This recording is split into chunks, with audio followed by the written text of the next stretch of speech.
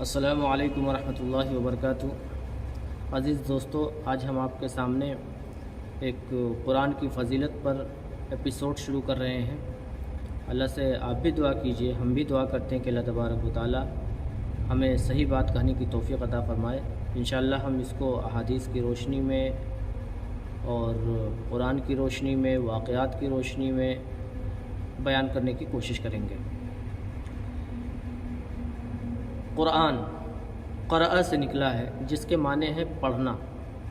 اب یہ ایک ایسی کتاب ہے، دیکھیے ہم بار بار پڑھتے ہیں لیکن ہمیں اکتاہٹ اور پریشانی نہیں ہوتی ہے، بلکہ اور ہماری دلچسپی بڑھتی ہے۔ اگر کسی انسان کا لیٹر یا خط ہمارے پاس آ جاتا ہے اور بار بار اس کو پڑھتے ہیں تو ایک دو بار، تین بار، 10 بار پڑھنے کے بعد آدمی پریشان ہو جاتا ہے، اکتا جاتا ہے، پھر اس کو پھاڑ کر پھینک کر جو ہے ڈسٹ بن میں ڈال دیتا ہے۔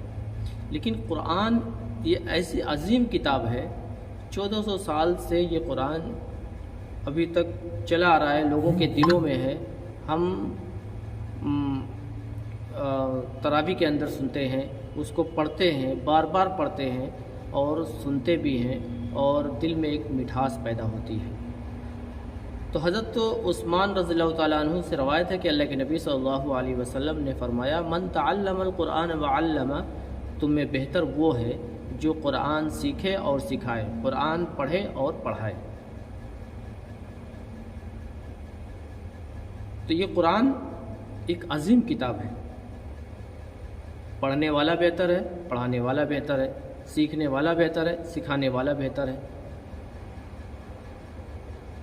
تو اللہ سے دعا کیجئے کہ اللہ تبارک و تعالی ہمیں قرآن کو زیادہ سے زیادہ پڑھنے کی توفیق عطا فرمائے، تلفظ کے ساتھ، پروننسیشن کے ساتھ، اور اس کی ادائیگی کے ساتھ، زبر زیر کے ساتھ۔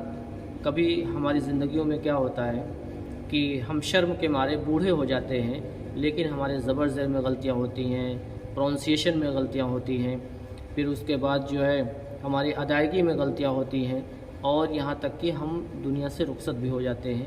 پتہ نہیں ہماری نماز قبول ہوتی ہے یا نہیں ہوتی ہے، اللہ عالم بالصواب، اللہ بہتر جانتا ہے۔ تو سیکھنے کی کوئی عمر نہیں ہے۔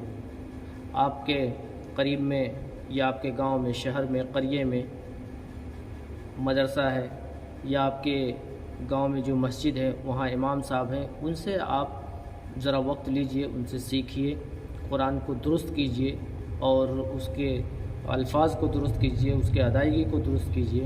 اللہ تبارک و تعالیٰ آپ کو ثواب دے گا اس پر۔ جو ہم سیکھ رہے ہیں اس پر بھی ثواب ہے، اور جو سکھا رہے ہیں اس پر بھی ثواب ہے۔ گویا کہ سیکھنے سکھانے والے سے بہتر اس دنیا میں کوئی بھی نہیں ہے۔